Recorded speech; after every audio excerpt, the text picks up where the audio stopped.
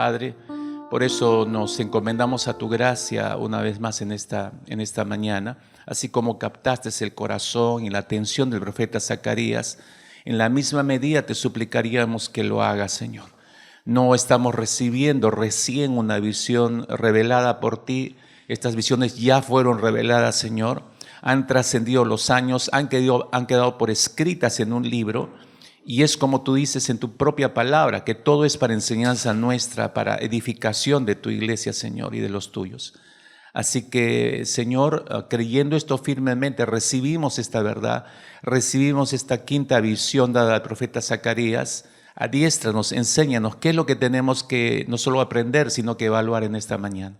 En el nombre precioso de Cristo Jesús, con humildad, Señor, nos postramos ante tu presencia, tal como hemos ido mencionando a lo largo de nuestro cántico, tal como hemos ido recordando en tu oración preciosa por cada uno de tus discípulos, Señor, y que en esta mañana una vez más nos recordaste que tú fuiste el primero en orar, en que seamos santificados en tu verdad, que tu palabra es la verdad, Señor.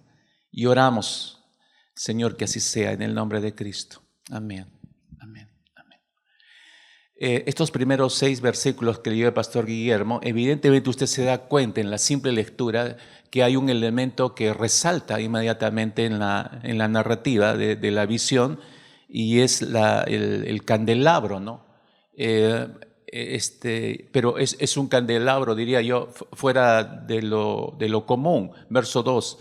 ¿Qué ves?, le preguntó el ángel a Zacarías. He mirado y aquí un candelabro todo de oro con un depósito encima, sus 7 lámparas encima del candelabro, 7 tubos para las lámparas que están encima de él, y junto a él 2 olivos, el uno a la derecha del depósito y el otro a su izquierda. Es extraño en realidad. Es extraño. Pero permítame empezar por este lado rápidamente, porque estamos hablando de este candelabro. En el hebreo es la menorá, y tiene una historia, aparece en la historia de la nación de Israel en un punto determinado, y necesitamos primero entender qué era la menorá, la importancia de la menorá para Israel, y entonces podremos tener un poco más en claro el significado ya en la visión. Hago como una línea de tiempo en la historia de dónde aparece la menorá y por qué aparece la menorá, ¿no? Por si acaso, la palabra menorá viene del hebreo lugar de luz o agente de luz. Lugar de luz o agente de luz, que es lo que significa el término menorá, ¿no? Y a menudo, generalmente, usted va a encontrar en las escrituras no como menorá, lo va a encontrar como el candelabro, el candelabro simplemente, ¿no? Pero ese es su nombre real en el hebreo, de menorá. Después de salir de Egipto, haciendo una línea de tiempo, como decía, saliendo de Egipto después de los años de esclavitud, la nación de Israel encabezada por Moisés, Dios lo comisiona, después de las 10 plagas sale la nación de Israel y son dirigidos hacia el monte Sinaí, el monte de Dios, para encontrarse con el Señor y allí recibir la Torá o la ley. Y es ahí donde se congrega todo el pueblo de Israel para recibir la ley del Señor. La gloria del Señor desciende de una manera abrumadora frente a toda una nación que esté en expectativa de oír a Dios, pero luego, cuando escuchan el tronar de la voz de Dios, no quieren ya oír. Le dicen a Moisés nada más que él hable con Dios, y ellos no quieren saber nada acerca de Dios. Luego Dios les revela después de ese primer encuentro en el monte Sinaí, las siguientes semanas y meses, hay una serie de revelaciones que Dios da para organizar a la nación de Israel, establecer el lugar de culto en el famoso tabernáculo de reunión, y es Dios quien da el diseño para todas y cada una de esas cosas. Todos los elementos del tabernáculo fueron diseñados en la mente del Señor y revelados a Moisés, y él simplemente retransmitió y se elaboró exactamente como Dios lo concibió en su mente y en su corazón. Y así que allí es donde aparece la menorá, allí aparece el candelabro, que fue diseñada por el Señor, como decía. Éxodo capítulo 25, usted puede leerlo tranquilamente a partir del versículo 31 hasta el versículo 40, la descripción de cómo debe ser hecha la menorá o el candelabro. de una sola pieza, de oro, a mano, a martillo, le da toda la descripción. Solo leo el último versículo de este Éxodo capítulo 25, versículo 40, esa es la advertencia final. Le da todo el diseño del candelabro de la menorá y enfatiza el Señor al final en el versículo 40 diciendo lo siguiente: mira que los hagas según el diseño que te ha sido mostrado en el monte. Esa es la advertencia de parte del Señor. O sea, el diseño no nació en ninguno de los hombres de la nación de Israel, nació en el corazón del Señor. Él lo revela y ellos tienen que elaborarlo exactamente, está exigiendo el Señor, exactamente como se te reveló en el monte, le dice a Moisés. Acá no hay que, ay, a mí me gustaría, pongámosle unas gemitas por acá, un adornito por acá, una aplicación así por aquí. Nada, exactamente como lo dijo Dios que debían elaborarlo, así tenían que ejecutarlo, ¿no? Bezalel, que es el hombre que Dios escoge, tiene en sus manos el arte de trabajar metales, así que Bezalel es el que elabora, el que estructura, el que levanta, construye el candelabro, ¿no? Tenía 7 brazos, el menorá o el candelabro, y básicamente la función del candelabro era como una fuente de iluminación dentro del tabernáculo de reunión, específicamente dentro del lugar santo. Usted sabe, en el interior del tabernáculo de reunión está el patio principal donde se realizan los sacrificios. Luego había otro recinto llamado el lugar santo y a continuación el lugar santísimo, no estaba dividido por una gran cortina. Detrás de esa gran cortina del lugar santísimo estaba el arca del pacto, pero en el lugar santo, ahí estaba el candelabro. Su función era iluminar dentro del tabernáculo en esta área de manera especial, ¿no? Números capítulo 8, versículo 3, nos dice que Aarón cumplió lo que el Señor ordenó a Moisés y acomodó las lámparas de modo que alumbraran hacia el frente del candelabro. Esa fue la indicación de parte del Señor. ¿Qué significa esto? La foto que tiene ahí frente más o menos le da una idea de la ubicación de esos 3 elementos que había en el lugar santísimo.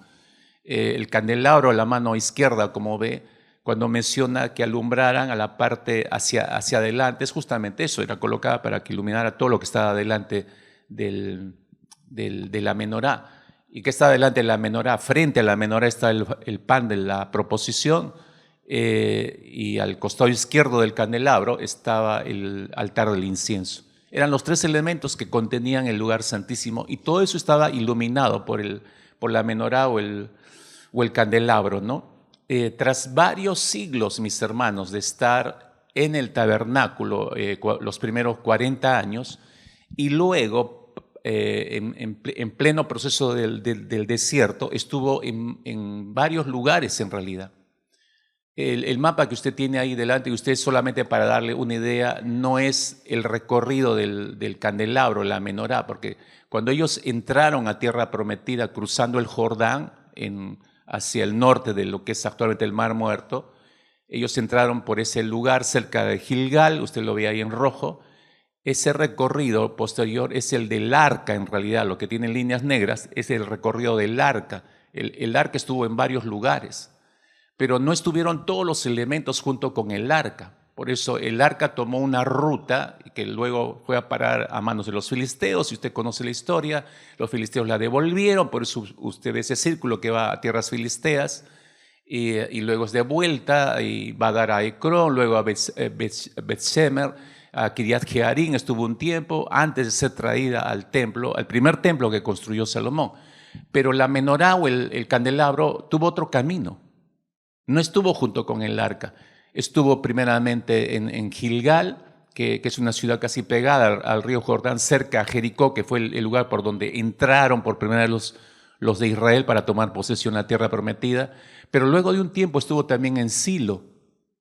Por eso es que encontramos los relatos en 1 Samuel, por ejemplo, cuando Samuel era pequeño y está a cargo del sacerdote Elí, no estaba en Jerusalén, estaba en Silo. El arca estaba ahí. El arca estuvo un tiempo, también por ese lado, pero usted se da cuenta, el arca, como decía, siguió un camino diferente. El candelabro regresó a Gilgal, estuvo del otro lado del Jordán incluso un tiempo antes de ser traído al templo de Jerusalén. Pero bueno, el relato bíblico nos menciona justamente esto, ¿no? Antes que lo trajera a Salomón al templo, ¿no? Primera de Reyes, capítulo 8, versículo 4, dice, ¿no? Que llevaron el arca del Eterno, dice, el tabernáculo de reunión, y todos los utensilios sagrados que había en el tabernáculo, y los sacerdotes y los levitas los llevaron. ¿De dónde los llevaron? Los trajeron, mejor dicho, al templo de Jerusalén construido por Salomón, después de ese recorrido fuera de Jerusalén que estuvo por muchísimos años, ¿no? Entonces, durante varios siglos, mis hermanos, la menorá permaneció en el templo de Salomón hasta que llegan los babilonios, 586 antes de Cristo, invaden Jerusalén, la arrasan la ciudad, arrasan con el templo y se llevan todo lo que pueden. Jeremías capítulo 52, versículo 18 y 19 nos describen ese momento. Se llevaron también los calderos, las palas, las despabiladeras, los tazones, las cucharas y todos los utensilios de bronce con que se ministraba ahí en el templo, y los incensarios, tazones, copas, ollas, candeleros, escudillas, tazas, lo de oro por oro y lo de plata por plata se llevó el capitán de la guardia. Yo subrayé la palabra candeleros, ahí resalté porque ahí está la menorá, el gran candelabro. ¿Por qué usa Jeremías un plural? Porque Salomón mandó a construir varios candelabros similares, en menor escala, por supuesto, que iban en el templo. Entonces, cuando llegan los babilonios, no solamente arrasan con todo y cargan con la menorá, sino con varios candelabros parecidos que había juntamente con la menorá. Entonces, todos los utensilios del templo, excepto el arca de la alianza o el arca del pacto, fueron llevados como botín de guerra a tierras babilónicas y los babilonios destruyeron el templo y destruyeron la ciudad. Pasaron como unos 52, 55 años aproximadamente cuando el imperio persa ataca a los babilonios y asume como potencia mundial en ese instante. Entonces los babilonios son arrasados por los persas y los persas asumen ese reinado incluso que tenían los babilonios y avanzan mucho más en territorio, ¿no? El primer rey persa, Ciro el persa, es el que emite el decreto para que los esclavos que encuentra en tierras babilonias, judíos, pudieran regresar a su tierra. Ese es el grupo de Zorobabel que regresa para la reconstrucción del templo, que lo vimos al inicio del libro de Zacarías. Entonces, pero Ciro el persa ordena que regresen todo lo que han tomado en el tiempo en que Nabucodonosor se llevó todo esto que estamos leyendo en Jeremías del templo, ¿no? Esdras capítulo 6, versículo 5, menciona esa orden de Ciro el persa, ¿no? Y también dice los utensilios de oro, plata de la casa de Dios, los cuales Nabucodonosor sacó del templo que estaba en Jerusalén y los pasó a Babilonia, sean devueltos y vayan a su lugar al templo que está en Jerusalén y sean puestos en la casa de Dios. Esa fue la orden de Ciro el persa. Y resalté la palabra los utensilios porque ahí está incluida la menorá. O sea, se devolvió todo en realidad. Los persas devolvieron todo a Jerusalén. Entonces la menorá permaneció en el templo, en el nuevo templo o el segundo templo construido por Zorobabel por un largo periodo, ¿no? Y se convirtió en el símbolo de la victoria de la nación de Israel. Y como un faro de esperanza se le vio a la menorá por el recorrido que tuvo, cómo se le rescató, pasó a ser un símbolo de esperanza y de victoria para la nación de Israel. Entonces se transformó hasta el día de hoy, por supuesto, en el símbolo judío por excelencia a lo largo de la historia y hoy en día por eso es el emblema oficial, en el escudo oficial de la nación de Israel, ¿no? Así va a dar el escudo, ¿no? El significado no es tan complicado porque la menorá en el escudo de Israel significa la historia que tiene desde el pasado como pueblo escogido y las dos ramas de olivo que significan paz, ¿no? Que es lo que siempre Israel ha buscado, desea, busca y nunca tuvo hasta el día de hoy, y no lo va a tener hasta que el Señor regrese. La historia nos describe que el segundo templo construido por Zorobabel fue también destruido en el año 70 después de Cristo por los romanos. Ingresan los romanos, toman Jerusalén, y los romanos son los que cargan con todo lo que hay en el templo, incluida la menorá.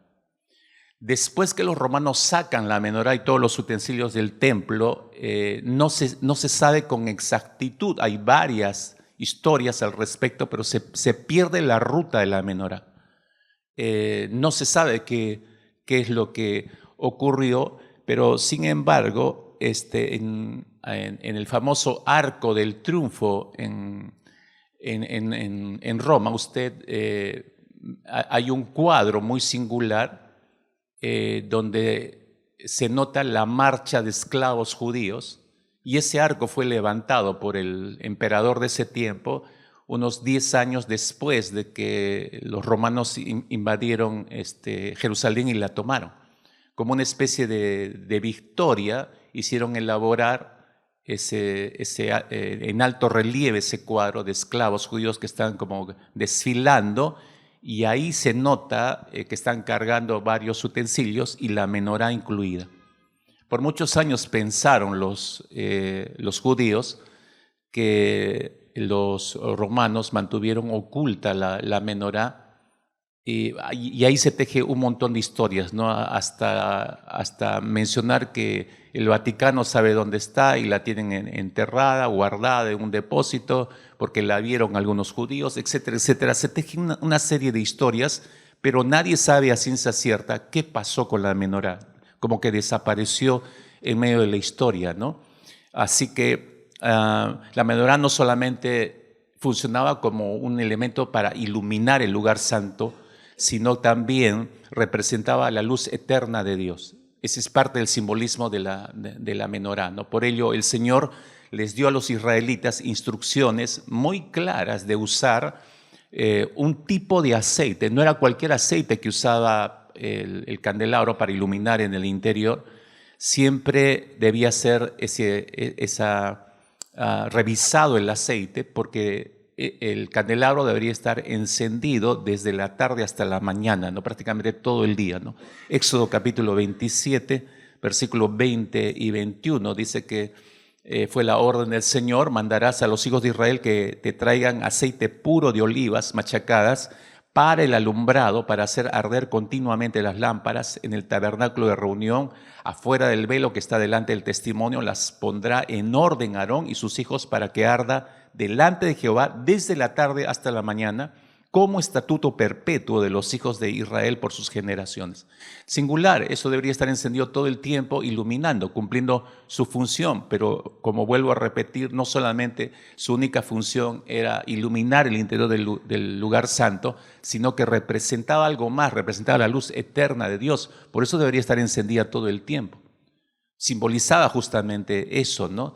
Entonces, ¿qué es lo que, entendiendo la importancia de la menorá para los judíos y lo que significó en todo ese periodo de tiempo que estuvo en sus manos hasta que desapareció en la historia, aparece aquí en la visión en esta quinta visión que ve Zacarías? ¿Cuál es la importancia? ¿Qué muestra esta quinta visión, no? Regreso al versículo 1, empezamos ahí. Se volvió el ángel que hablaba conmigo, dice Zacarías, me despertó como un hombre que es despertado de su sueño. Una vez más, mis hermanos, al igual que las anteriores visiones, esta quinta no es un sueño. Realmente vio esto el profeta Zacarías. Y es probable, pongamos en esta situación, yo dije cuando empezamos a revisar el libro al inicio, que estas 8 visiones que recibe Zacarías las recibe en una misma noche. Y eso es más fácil decirlo que recibirlo, hermanos, y que procesarlo, visión por visión, conversar, entender. La mente de Zacarías estaba a 1000 por hora. Entonces, después de haber recibido 4 tremendas visiones, evidentemente que este hombre estaba agotado mentalmente. Y agotado mentalmente, obviamente, se queda dormido por un instante, pero es despertado en el acto por el ángel, ¿no? Para que recepcione las siguientes visiones. Y algo importante que tenemos que tomar en cuenta es que desde el día en que Dios eligió a la nación de Israel para que sea su pueblo escogido, el deseo del Señor siempre fue que Israel fuera el depósito de su palabra y el depósito de su buena y perfecta voluntad, y que Israel fuera, por eso, luz al resto de todas las naciones, encarnar el mensaje del Señor para hacer luz al resto de todas las demás naciones. Pero debido a su pecado, Israel se abisma en su propio pecado, fracasa en su misión y no logra cumplir esa misión de Dios. Entonces, de hecho que los eventos relatados en el libro de Zacarías tuvieron lugar poco después del regreso de Israel, justamente después de su cautiverio, porque desobedecieron tanto al Señor que perdieron de vista su identidad, su misión, lo perdieron todo. Y es por eso que son disciplinados por el Señor y son enviados 70 años en ese estado de disciplina. Así que el remanente que regresó a Jerusalén aún seguía preguntándose o seguía dudando de Dios y se creía abandonado de Dios. Esta gente que llegó entusiasmada, echó los cimientos y paró como 16 años, seguía desconfiando del Señor. Claro, 70 años en la esclavitud, y esa generación, y muchos nacieron en la esclavitud, muchos de ellos como Zacarías, él nació en la esclavitud, era un sacerdote, profeta que había nacido en la esclavitud. Imagínense el resto de la nación, ¿no? Muchos de ellos seguían lamentándose, creyendo que Dios los había abandonado por completo. Las primeras 4 visiones de Zacarías, si bien recordarán, ofrecen esperanza, una medida de esperanza a la nación de Israel que se cree, a este remanente, que se cree abandonada por Dios. Entonces el Señor les promete que Él ha elegido a Jerusalén y esa es su ciudad y que la va a sacar adelante. Eso vimos en la primera visión, por eso está el varón entre los mirtos, en esa hondonada, no importa en la crisis que estén, yo estoy con ustedes. Dios siempre les asegura que va a estar con ellos, ¿no? Les promete eliminar a todos los enemigos en la siguiente visión que vimos, y que Jerusalén sería muy grande, que sus paredes de contención no iban a poder contener la cantidad de pueblo que se iba a multiplicar, y así fue. Y así llegamos a la 4ª visión la semana pasada, donde ve la purificación del sumo sacerdote Josué, y ya explicamos, el sumo sacerdote encarna a toda la nación de Israel. Entonces todo lo que está haciendo con este sumo sacerdote es una réplica con toda la nación. Le perdona a la nación, le da una nueva oportunidad a la nación a través del cambio de vestiduras de Josué que vimos en 2 semanas hasta el domingo pasado. Sin embargo, el propósito de Dios de elegir a Israel para que sea la luz que resplandeciera en medio de todas las naciones aún no se había cumplido. Israel no había logrado concretar esa misión. Entonces quedaba esa pregunta como en el aire, una pregunta por responder. ¿Cuál pregunta? ¿Podrá Israel convertirse en la luz resplandeciente que Dios se propuso que fuera? ¿Podrá lograr Israel ser luz a las naciones como lo destinó el Señor? Esta 5ª visión en la cual estamos entrando proporcionó la respuesta a esa pregunta, o proporciona respuesta a esa pregunta. Por eso se aborda la urgencia de la reconstrucción del templo. Y lo va a hacer notorio el Señor en esta 5ª visión. Sigamos leyendo, versículos 2 y 3. Dice, y me dijo, ¿qué ves? Le pregunta el ángel a Zacarías. Y respondí, he mirado y aquí un candelabro todo de oro con un depósito encima, sus 7 lámparas encima del candelabro, 7 tubos para las lámparas que están encima de él. Junto a él 2 olivos, el uno a la derecha del depósito y el otro a la izquierda, ¿no? Más o menos esto es lo que vio Zacarías, ¿no? Digo más o menos porque nadie puede asegurar que fue exactamente así. Pero guiados por la descripción de estos 2 versículos, esta pudo haber sido la imagen que recepcionó o que vio Zacarías. Los 2 tremendos olivos, en el medio la menorá del candelabro, Pero lo extraño, para él era familiar la menorá como sacerdote, aunque nunca había ejercitado el sacerdocio directamente, ¿no?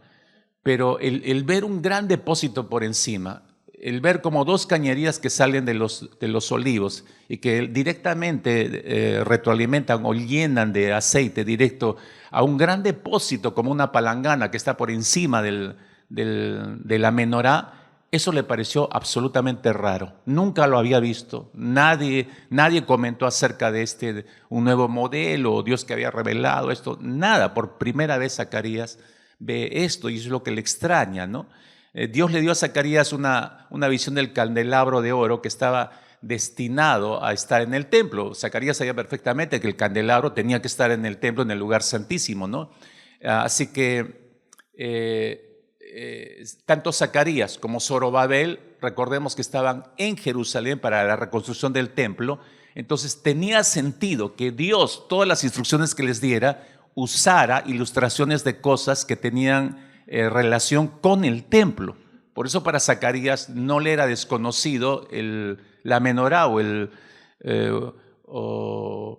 el lugar santísimo. Él entendía la figura hasta ahí, pero no lo demás, ¿no? Pero hay algo inusual, por eso decía yo en ese candelabro que se le muestra, ve algo que nunca estuvo en el templo. Ve algo como por ejemplo los dos olivos que suministran a través de 7 lámparas con aceite, a través de 7 tubos, y ese diseño le parece absolutamente extraño a Zacarías, ¿no? Uno de los deberes más tediosos, si usted no sabía, en el servicio del templo para los sacerdotes era justamente la atención que tenían que tener hacia el candelabro. Tenían todos los días que limpiar las lámparas del candelabro de oro, tenían que rellenarlas ellos, tenían que rellenarlas continuamente de aceite, tenían que limpiarlas del hollín, mantener las mechas o cambiar las mechas, pero ellos tenían que llenar el candelabro de aceite para que pudiera mantenerse encendido todo el día. En esta visión, Zacarías ve que las lámparas se llenan solas, se retroalimentan solas directamente en los olivos. Y eso es lo que le llama la atención a este sacerdote. Porque si no sabías, Zacarías no solo era profeta, también era sacerdote. Viene de una línea sacerdotal en su línea genealógica. Entonces, en el templo las lámparas se alimentaban con aceite de olivo puro, especialmente preparado, y el candelabro que Zacarías está viendo en esta visión, como digo, se alimentaba directamente de los dos árboles de olivo. Eso es, como digo, lo que más captura su atención. Él empieza a ver los detalles de esta visión. Sigamos leyendo, versos 4 y 5. Proseguí y hablé diciendo a aquel ángel que hablaba conmigo: ¿qué es esto, Señor mío? Obvio, cualquiera de nosotros hubiera preguntado eso, ¿no? ¿Qué es esto? Y el ángel que hablaba conmigo respondió y me dijo: ¿no sabes qué es esto? Y dije: no, Señor mío. Zacarías ve la visión, pero no entiende el significado de lo que está viendo, ¿no? Lo que vio fue algo simple, porque tú ves este cuadro y es algo simple, pero inusual, ¿no? Un candelabro que se retroalimenta directamente a través de tubos que salen de 2 olivos. La pregunta que le hace el ángel: ¿no sabes qué es esto? Creo que cae por su propio peso, porque recordemos, como hace un instante decía, Zacarías proviene de una familia sacerdotal, y como sacerdote debería saber qué cosa estaba viendo, y encima, si era profeta, más aún el significado. Por eso el ángel le dice que no sabes lo que estás viendo. Pero Zacarías le dice, simplemente abre su corazón y recordemos que este sacerdote, nacido en la esclavitud, nunca ha ministrado en un templo. Es decir, todo lo que sabe lo sabe por teoría. Entonces Zacarías pudo pasarla de, como decimos, piola, de sabelo todo, y decir: yo soy sacerdote. No, sí, yo sé. ¿Qué no sabes esto? Sí sé, responderle al ángel, como a veces muchos de nosotros hacemos, ¿no? Para no pasar la vergüenza de la ignorancia, ¿no? Y pretendemos demostrar que sí sabemos, ¿no? Pero Zacarías no, imagínate, ¿no?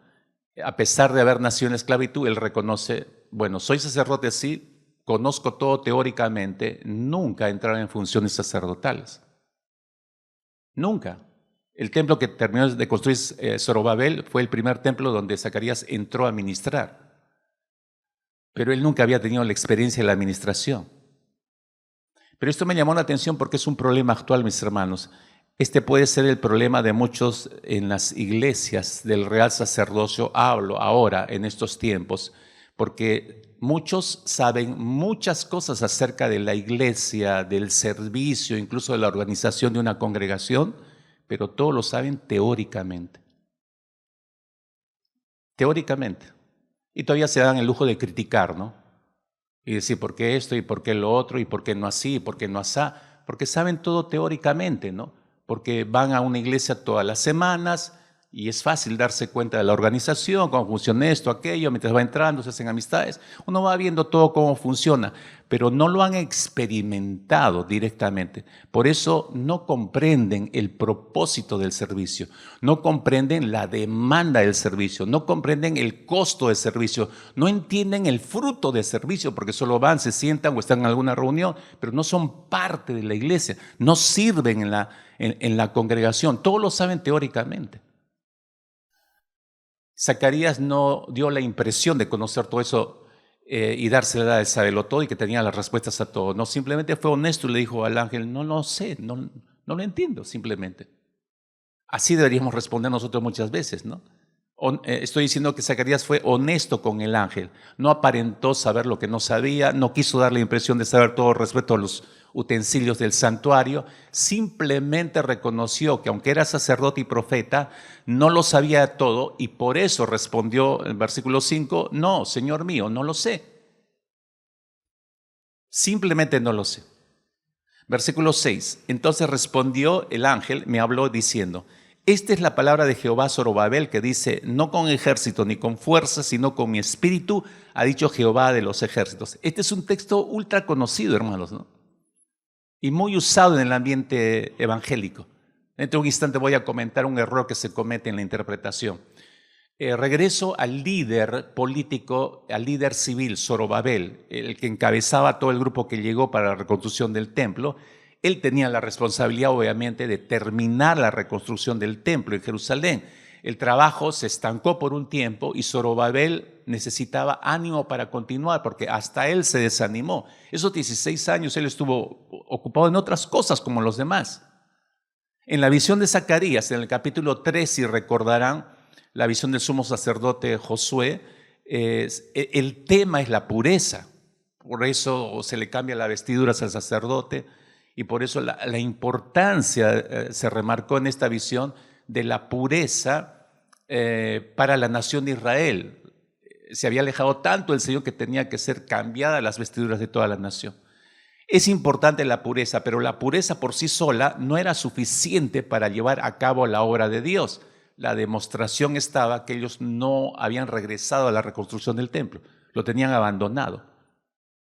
Eso significa, mis hermanos, y anote esto con cuidado, por favor, si llevas anotaciones de cada mensaje. La obra de Dios, escúchame, la obra de Dios también necesita recursos, no solamente pureza, sino también necesita recursos, y no los recursos de fuerza o ejércitos humanos.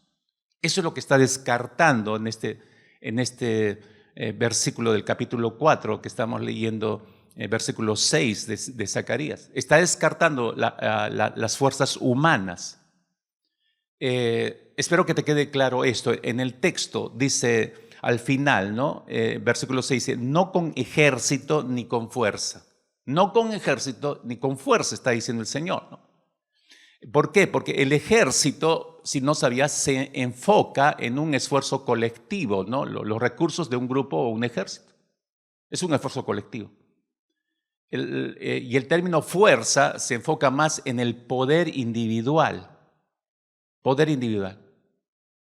Entonces, Dios está diciendo, no, en otras palabras, no es por los recursos de muchos, ni tampoco por el recurso de uno solo. Ni uno ni lo otro, ¿no? Sino es por mi espíritu, está diciendo el Señor. No era por la astucia, la genialidad del ser humano para idear esto o aquello, ni tampoco su habilidad, ni tampoco su fuerza personal, física me refiero, que se requerían para la reconstrucción del templo. Dios enfatiza, no es por eso que van a lograr terminar el templo, es por mi espíritu, está diciendo el Señor. Y la expresión completa, ni con ejército, ni con fuerza, me resulta sumamente interesante, mis hermanos, en este contexto, porque no se refiere, insisto, a la fortaleza física, sino más bien, es curioso esto, se refiere a la agilidad mental. Es decir, a la capacidad de tomar una decisión sabia. Entonces, lo que está diciendo el Señor acá, parafraseando a Zacarías, es, mira, Zacarías, ni mediante la potencia mental, ni por las altas capacidades mentales, ni por la fuerza muscular se va a lograr terminar la obra del templo, sino exclusivamente por mi espíritu.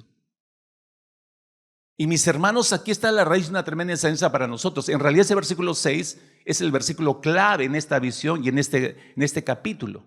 Mis hermanos, el recurso para la obra de Dios es el Espíritu Santo. Repito, porque creo que esto han olvidado la mayoría de evangélicos, ¿no? El recurso necesario para hacer la obra de Dios es el Espíritu Santo.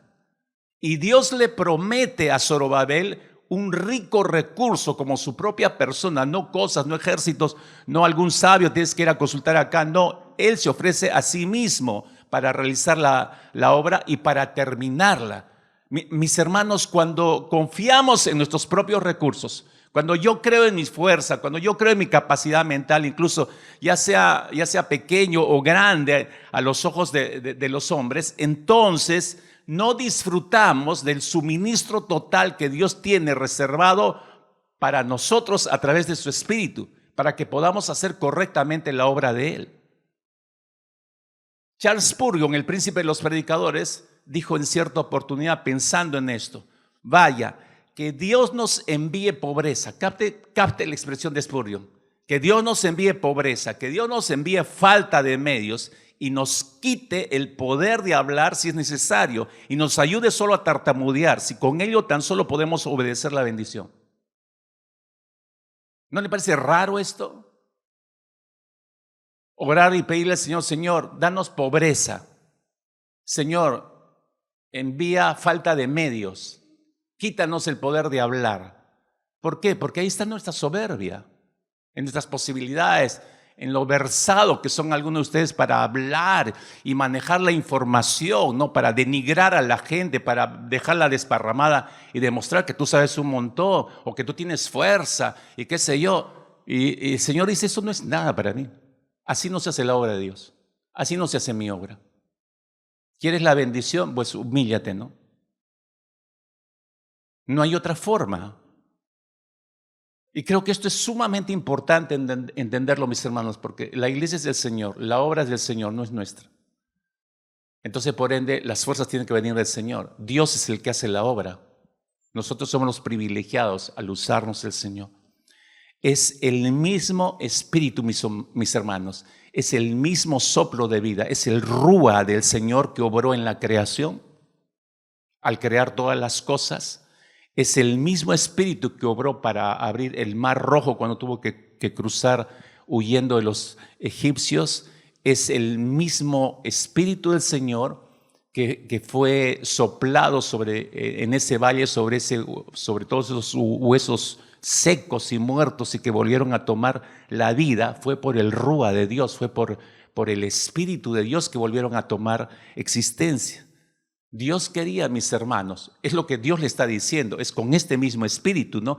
Quería que Zorobabel se diera cuenta que el Espíritu Santo continuamente estaría supliendo para la necesidad de él en el trabajo de la reconstrucción del templo.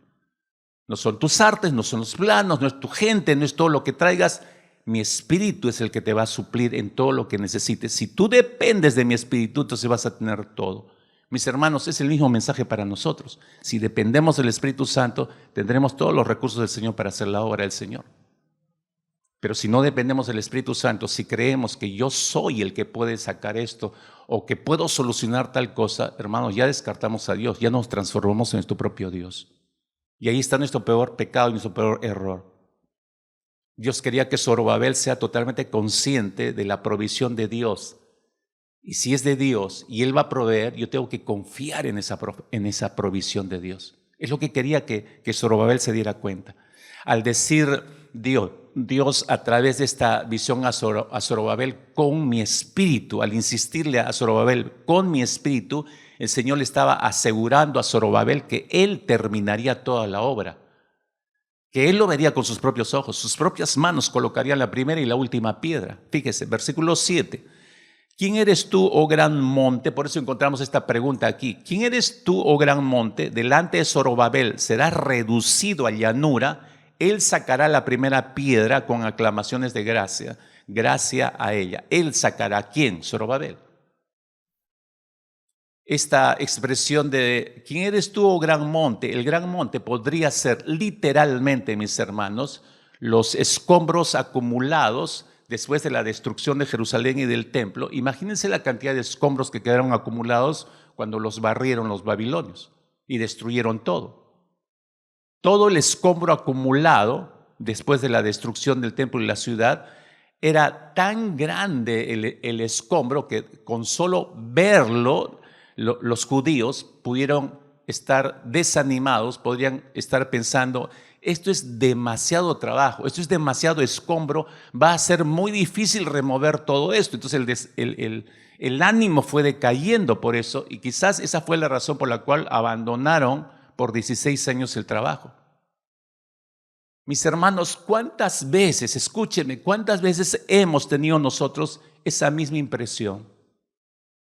O podemos estar teniendo en la actualidad esa misma impresión al ver el cerro de problemas, el cerro acumulado de crisis, el cerro acumulado de enfermedades, o ni siquiera un cerro de problemas, sino un solo problema, una sola crisis, una sola enfermedad, un solo impedimento que hace que nos ahoguemos en un vaso de agua.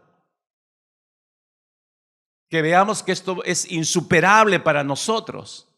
Con frecuencia creo particularmente que nosotros sufrimos el síndrome de los judíos que estaban reconstruyendo junto a Nehemías el muro de contención de la ciudad de Jerusalén. Nehemías capítulo 4, busquen tu Biblia por favor para que te des cuenta de esto.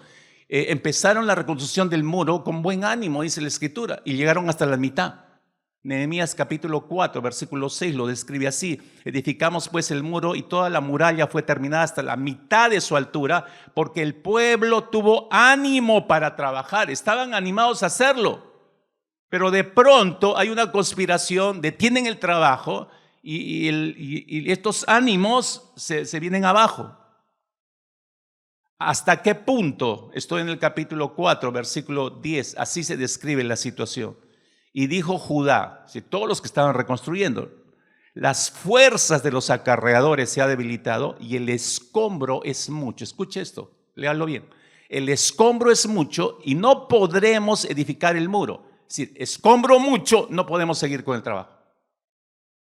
Es demasiado escombro. Y es cierto, porque todas las murallas han sido derribadas, un montón de escombro. Pero ahora imagínense toda la ciudad traída abajo, todo el templo abajo, muchísimo más escombro. Lo que encuentran estos judíos que rezan con Zorobabel era, uy, no, esto es demasiado trabajo. ¿Cuál fue la solución que inmediatamente aplicó Nehemías en este caso, en el capítulo 4 que estamos leyendo? El remedio de Nehemías fue recordarles quién era Dios. ¿Quién era Dios? Capítulo 4, versículo 14. No temáis delante de ellos, acordaos del Señor grande y temible. Les hace recordar quién es Dios. Esa fue la solución de Nehemías. En el caso de Zorobabel y Zacarías, Dios mismo les dice, es con mi espíritu.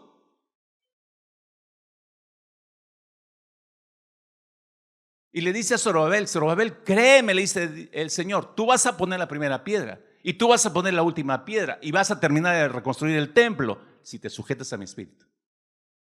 Versículo 8 y 9, seguimos leyendo. Vino palabra de Jehová a mí diciendo, las manos de Zorobabel echarán el cimiento de esta casa y sus manos la acabarán. ¿Estás leyendo?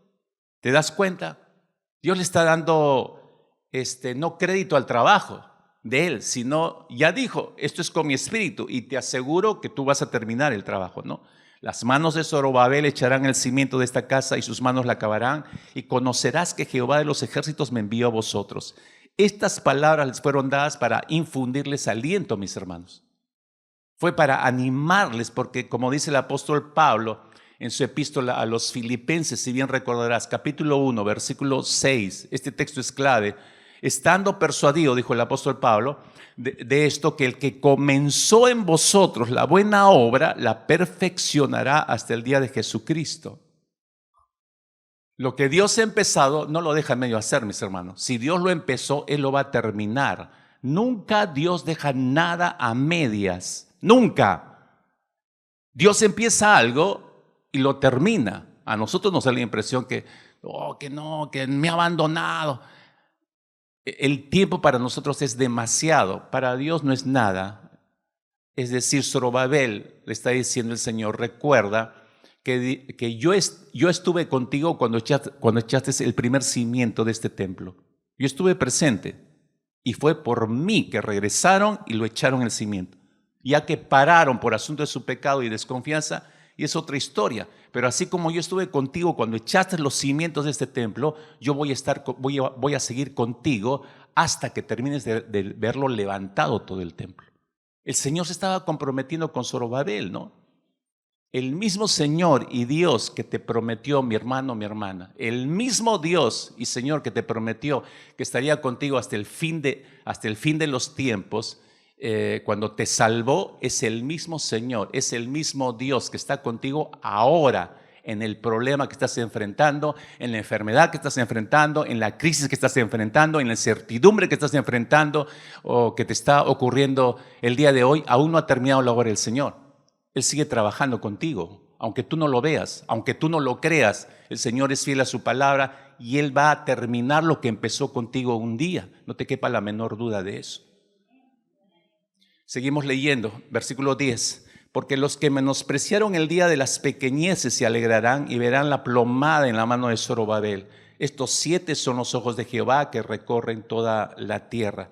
Dios buscaba afirmar a la nación, obviamente, y por eso las está alentando en la reconstrucción y en el término de una obra que les encomendó, ¿no? Que iban a pasar momentos difíciles, por supuesto. ¿Quién no va a pasar cualquier trabajo que uno enfrente? Vamos a enfrentar. Siempre hay inconvenientes, ¿no? Y en el caso de los de Israel que estaban reconstruyendo este templo, si no sabías, el presupuesto no era el que necesitaban, era bajísimo. Y espero que me estén escuchando algunos de los miembros de mi consejo administrativo. El presupuesto era bajísimo. Es decir, no tenían todo el dinero que necesitaban para terminar la reconstrucción del templo. Encima de eso, la moral de toda la gente estaba por los suelos. Ya hemos revisado esto varias veces, ¿no? Entonces daba la impresión de que la obra nunca se terminaría. ¿Por qué no se retoma? Es que no hay presupuesto. Y la gente no tiene ganas de trabajar. Está totalmente desanimada. ¿Quién visualiza que avanzara esto? Más bien era al revés, ¿no? La gente estaba desanimada porque todos los recursos no eran lo suficientes para ese momento. Y incluso el estado de ánimo para semejante obra no era proporcional, porque para estas obras hay que tener un ánimo, mis hermanos. Oigan, y vamos, y todos meten el punch y todos trabajan. Tiene que ser un ánimo acá. Y el ánimo de esta gente estaba aquí. Entonces no era proporcional a la obra que estaban enfrentando. Mis hermanos, tenemos la tendencia, escúchenme bien con cuidado lo que voy a decir, tenemos la tendencia a no mirar, a no darnos cuenta o hasta despreciar las cosas pequeñas. Pero para Dios lo pequeño es muy importante. Para Dios lo pequeño es muy importante. Cuando Dios quiso liberar a la nación de Israel de la esclavitud allá en Egipto, ¿qué hizo? Envió un niño a la hija de Faraón, Años después, ese niño crece, Moisés es el que encabeza la liberación de toda la nación y la saca de la esclavitud. Cuando toda esta nación de Israel se hundió, así se hundió hasta el fondo en la derrota espiritual y política, Dios nuevamente envía otro niño, cuyo nombre fue Samuel, y fue el profeta más grande que tuvo la nación de Israel. No hubo nunca más otro profeta como él, que la volvió a levantar a la nación. Cuando Dios decide ejecutar el plan de redención y salvación de toda la humanidad, ¿qué es lo que hace? Envía otro bebé. Me da risa el Señor, ¿no? ¿Por qué no te envió a ti? Tú que eres fuerte, valiente, tú que tienes todos los recursos. ¿Por qué enviar a un bebé? Y ese bebé crece y obviamente se transforma, viene con la misión específica, Jesucristo, y es el que da la vida, el que carga con nuestros pecados en la cruz y es el que nos da la libertad de la esclavitud del pecado. Dios usa cosas pequeñas, mis hermanos, para lograr grandes propósitos. La vara de Moisés es algo insignificante probablemente, pero esa vara la usó para derrotar a todos los ejércitos de Egipto. Esa misma vara fue alzada cuando Dios abrió el Mar Rojo en dos. Usó la insignificante onda en las manos de David para vencer al gigante Goliat. Gedeón y su ejército usaron cántaros y antorchas para poder vencer al innumerable ejército madianita. Rahab, ¿se acuerdan? Descolgar un pedazo de tela rojo desde su ventana para salvar a toda su familia, ¿no?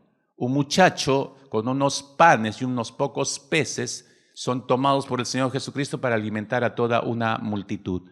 Hermanos, nunca despreciemos lo pequeño de Dios.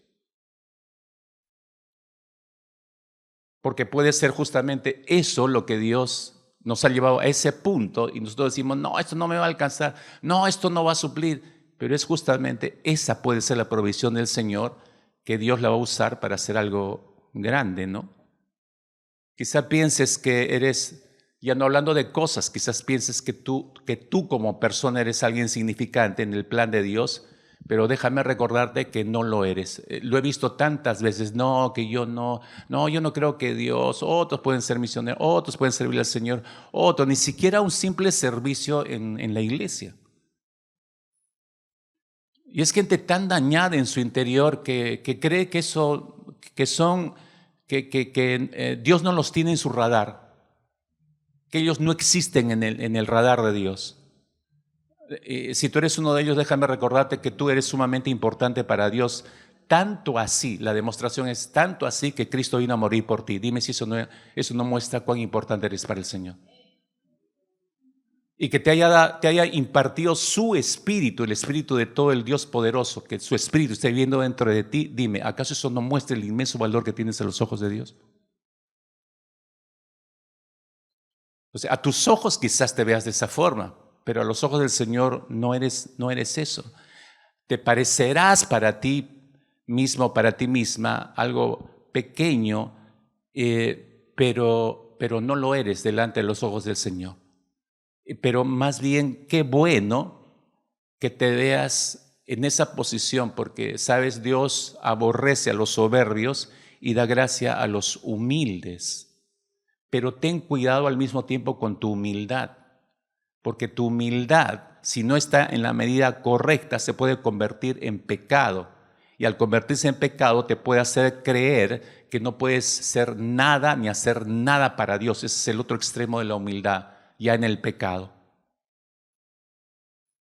Hay una medida correcta de humildad, que es la que toma Dios y a través de la cual Él se glorifica en la vida de las personas. Entonces Dios no solamente usa cosas pequeñas, sino también pequeños actos que parecen insignificantes para nosotros o para los demás, ¿no? ¿Cuántas veces quizás tú has hecho algo y has pensado, bueno, nadie se ha dado cuenta de esto, nadie lo ha tomado en cuenta y no servirá para mucho? Y lo ves como algo de poco valor. Pero otra vez vuelvo a insistir, estás absolutamente equivocado, equivocada si tú piensas de esa manera. porque no hay acto, escucha bien y anótalo porque necesitas esto, volverlo a revisar y a revisar hasta que quede bien sembrado en tu corazón. No hay acto de sacrificio ni bondad, ni de bondad que pase desapercibido a los ojos de Dios. Por más pequeño que sea, no existe ningún acto de bondad, ningún acto de sacrificio que pase desapercibido para el Señor. Pienso, por ejemplo, solo por darte un ejemplo, ¿no? En María de Betania, ¿no? Aquella mujer que entró en aquel lugar donde habían invitado a Jesucristo y estaba él cenando en esa casa poco antes de su muerte en la cruz, él y sus discípulos, y entonces entró esta mujer con un pequeño frasco de perfume y claro, lo quebró, lo derramó a los pies del Señor Jesucristo como un acto de amor y de adoración. Escucha, por favor, como un acto de amor y adoración. Lo quebró y lo derramó en los pies del Señor Jesucristo. Mira, nadie fuera de esa casa sabía lo que estaba ocurriendo en el interior. Nadie fuera de esa casa, toda la gente que estaba fuera de ese lugar, nadie se enteró que esta mujer había quebrado ese frasco de alabastro y lo había derramado en los pies de Jesús. Y los que estaban dentro de la casa la criticaron fuertemente. Pero Jesús sale y la defiende y hace una declaración asombrosa el Señor Jesucristo. Lee conmigo Marcos capítulo 14, versículo 9. Esta es la declaración que Jesús hizo. Dijo, donde quiera que se predique este evangelio, escucha, donde quiera que se predique este evangelio, y eso trascendía los siglos, en todo el mundo también se contará lo que ella ha hecho para memoria suya.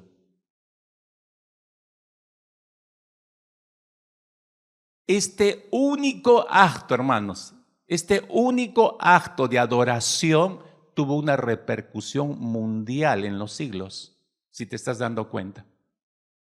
Un solo y simple acto de adoración, que nadie estaba enterado, como te digo, fuera de esa casa, y los que lo vieron adentro lo criticaron. Un único acto de adoración que fue recibido por el Señor. Y eso te permite ver el estado del corazón de esta mujer cuando quebró ese vaso de alabastro. Estaba tan alineado en adoración, en espíritu y en verdad, que al derramarlo, el Señor dijo, donde quiera que se predique este evangelio en todo el mundo, también se contará lo que ella ha hecho para memoria suya. Así que espero que recuerdes esto. Piensa, por favor, la próxima vez, piensa en tu ofrenda de adoración al Señor.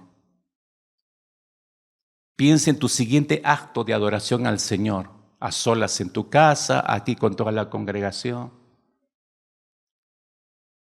Tú no sabes cómo puede verlo el Señor ese acto de adoración.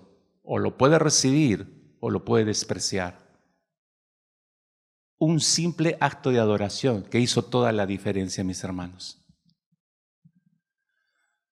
Sigamos leyendo, verso 11. Hablé más y le dije, ¿qué significan estos dos olivos a la derecha y el candelabro a su izquierda? Hablé aún de nuevo y le dije, ¿qué significan las dos ramas de olivo que por medio de los dos tubos de oro vierten de sí aceite como oro? Y me respondió diciendo, ¿no sabes qué es esto? Y dije, Señor mío, no, por segunda vez, no lo sé. En los días de Zacarías, los dos ungidos eran Zorobabel y Josué. La autoridad civil y la autoridad religiosa. ¿Esto cómo lo sabemos? Si tú lees el final del capítulo, versículo 14, y él dijo, estos son los dos ungidos que están delante del Señor de toda la tierra. Esos dos ungidos, ¿quiénes son? Esa es la pregunta. Es Zorobabel y es Josué. En esta visión, en este tiempo, ¿no? Pero ellos, escucha, aclaro esto con estos versículos 11 al 13 que acabo de leer. Estos dos ungidos no son los árboles de olivo. Repito, Zorobabel y Josué no son los dos árboles de olivo que están a los costados de la menorá, porque el mismo texto lo está aclarando, ¿no? Regreso al versículo 11. ¿Qué significan estos dos olivos? Zacarías le está preguntando por los dos árboles que están a los costados de la menorá, ¿no? Y luego dice en el versículo 12, hablé de nuevo y le dije, ¿qué significan las dos ramas del olivo? Y ya él no está viendo los dos árboles, está viendo dos ramas, de todas las ramas del olivo, dos ramas de las cuales están conectadas con la palangana que estaba encima de la menorá, recibiendo todo el aceite de los olivos, ¿no? Entonces, Zorobabel y Josué son dos simples ramas de los árboles de olivo. No son los árboles por completo, son solamente dos ramas, una de cada lado probablemente. Y los árboles mismos representan dos funciones o dos oficios en realidad. El oficio real o como reyes y el oficio sacerdotal en Israel. Y los dos oficios calzan perfectamente con la persona de Cristo Jesús. Él es el Rey de Reyes y Él es el sacerdote nuestro, ¿no? Eso nos lleva a la persona de Cristo, repito, Rey de Reyes y sacerdote. Él es la fuente, al fin y al cabo, de toda unción. Él es la fuente de toda unción. Las dos ramas están, digamos, conectadas a Él. ¿De dónde viene el aceite que están saliendo de esas dos ramas? No es de las ramas en sí mismas. Ellos solamente son un puente a través de los cuales viaja la unción. ¿De dónde viene? ¿Cuál es la fuente? Los troncos de olivo. Los troncos de olivo. Eso nos regresa al verso central de esta visión, para terminar, el versículo 6. No con ejército ni con fuerza, sino con mi espíritu, ha dicho Jehová de los ejércitos. Déjame darte una ilustración importante aquí. Los que tienen auto saben perfectamente esto. ¿Cuál es la misión del aceite en un motor, en el motor de un carro? ¿Cuál es la misión del aceite en el motor de un carro? Bueno, la misión del aceite, por un lado, es proteger todo el motor. Lubrica todas las piezas interiormente, creando el aceite una película entre las piezas, porque para evitar el desgaste por fricción. Y la fricción es muy fuerte en el interior del motor. Si no están lubricadas con aceite, el motor se quema, se estropea por completo. Y cambiar un motor, eso es todo un platal, mis hermanos. Así que finalmente el aceite ayuda a todos los demás componentes del vehículo a que reduzca la temperatura y que tenga la temperatura correcta, porque si no, como vuelvo a repetir, se quemaría todo el motor. El aceite nos ayuda a mantener en el motor, nos ayuda a mantener limpio el motor, ya que cuando hace su pase por lo que se llama el filtro, el aceite tiene todas las partículas y los elementos que pueden dañar y ensuciar el motor. Por eso existe un filtro ahí. Pero el aceite lubrica todo esto, ¿no? Entonces, la ilustración viene perfecta al accionar del Espíritu Santo en la vida de todo creyente. Entonces, yo tendría una pregunta sencilla para ir terminando en esta mañana. ¿Ya revisaste tu nivel de aceite? ¿Ya revisaste tu nivel de llenura del Espíritu Santo? ¿Por qué tengo que revisar mi nivel de llenura del Espíritu Santo? Porque es necesario. Sin la unción del Espíritu Santo no tenemos nada, mis hermanos. Si crees que o pretendes vivir la vida cristiana en tus fuerzas, no es con fuerza, no es con ejército, dijo el Señor, recuerda. No se vive así la vida cristiana. Si uno no tiene la unción del Espíritu Santo, lo estás haciendo en tus propias fuerzas. Tu cristianismo lo estás llevando a cabo en tus propias fuerzas. ¿Por qué necesito revisar mi nivel de aceite? ¿Por qué necesito revisar si estoy lleno del Espíritu Santo? Te doy varias razones. En primer lugar, porque el aceite sana. El aceite sana. Tú lees las Escrituras y el aceite se usaba como tratamiento medicinal en los tiempos bíblicos. Ese era el uso del aceite. El Espíritu de Dios siempre va a traer, dice la Biblia, sanidad y restauración. Pregúntate, ¿cómo vas a guiar a ser llenos del Espíritu Santo, ser sanados, ser restauradas a otras personas si tú primero no has sido sanado y restaurado por la unción del Espíritu Santo? Por eso necesito la unción del Espíritu Santo, la llenura del Espíritu Santo. En segundo lugar, el aceite ilumina. Cuando se ha usado siempre en el Antiguo Testamento, para alumbrar las casas, para el encendido de las lámparas, ¿no? Donde está el Espíritu de Dios, siempre va a haber luz, mis hermanos. Sin la unción del Espíritu Santo es imposible ser luz del mundo. Jesús dijo que deberíamos ser la luz del mundo, pero sin la unción del Espíritu Santo no podemos ser luz del mundo. Necesitamos ser llenos del Espíritu Santo. En tercer lugar, el aceite vigoriza. Hasta el día de hoy se sigue usando ciertos tipos de aceites para masajear. El Espíritu Santo en ese trabajo nos vigoriza para el servicio. Y el verso clave, este versículo 6 en la visión de Zacarías, es importantísimo, ¿no? Porque no es con nuestra fuerza, sino con el vigor, la fuerza del Espíritu del Señor. Eso es lo que estaba diciendo Dios.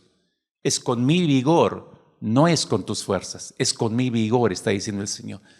¿Y quién nos transmite ese vigor? Solamente el Espíritu Santo, ¿no? En cuarto lugar, el aceite distingue. Cuando el aceite se aplicaba, cuando era nombrado un rey o un sacerdote. Eso era lo usual, ¿no? Solamente la unción del Espíritu Santo nos da una identidad única, mis hermanos.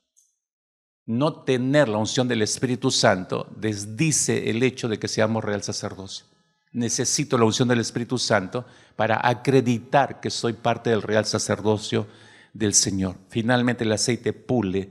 Cuando se usa el aceite para dar brillo a algunos metales, el Espíritu Santo siempre va a limpiar nuestra suciedad y va a suavizar las asperezas. Pregúntese, ¿cómo vamos a guardar la unidad? ¿Cómo ser uno, como lo es la Trinidad, sin la unción del Espíritu Santo? Es imposible. Se necesita la unción del Espíritu Santo para mantener lo que Cristo oró por nosotros, ser uno como Él y el Padre son uno, que nosotros también seamos uno. ¿Cómo se mantiene la unidad? Si no es por el gobierno del Espíritu, la llenura del Espíritu Santo, para que haya el mismo sentir y mantengamos la unidad. Sin la unción es imposible, mis hermanos. Entonces se da cuenta la importancia de este versículo 6 en la visión de Zacarías. Nos alcanza a nosotros, necesitamos esa unción. Espero que usted la esté anhelando realmente, después de 9 semanas de estar reflexionando en estas visiones, que lleguemos a este punto y que el Señor diga, mira, estás encaminando tu vida sin mis fuerzas, sin mi vigor, lo estás haciendo con tus fuerzas, así que tienes que renunciar a esto para tomar mis fuerzas vía llenura del Espíritu Santo. Oramos, mis hermanos, ahí. Primero, dale gracias al Señor por lo que te haya dicho de manera personal. Como siempre digo, la porción de este mensaje que fue dirigida específicamente a tu corazón. Dale gracias por eso al Señor. Pero también dale gracias, por favor.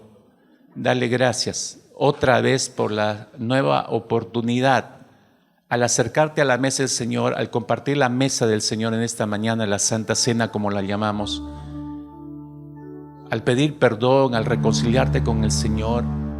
Hay una nueva unción allí de su Espíritu. Espero que la hayas buscado. Espero que sea realmente el anhelo de tu corazón, si no. Amado Padre, nuestro Dios y Señor, te damos gracias por lo vertido sobre nuestros propios corazones, pero más que nada oramos porque nosotros mismos estemos buscando ser llenos de tu Espíritu Santo. Tú mismo dijiste a los discípulos, pero recibiréis poder cuando haya venido sobre vosotros el Espíritu Santo. Tú mismo mencionaste, Señor, que cuando viniera el Espíritu Santo, Él nos guiaría hacia toda la verdad, Señor. Tú mismo mencionaste que necesitábamos el Consolador, Señor, para mantener nuestra relación contigo. Qué importante en esta mañana, Señor, recapacitar, reflexionar, meditar, Señor, en cuanto a nuestra experiencia de la llenura de tu propio Espíritu. Señor, ¿cuándo fue la última vez que la buscamos, oramos y no dejamos de orar hasta obtenerla?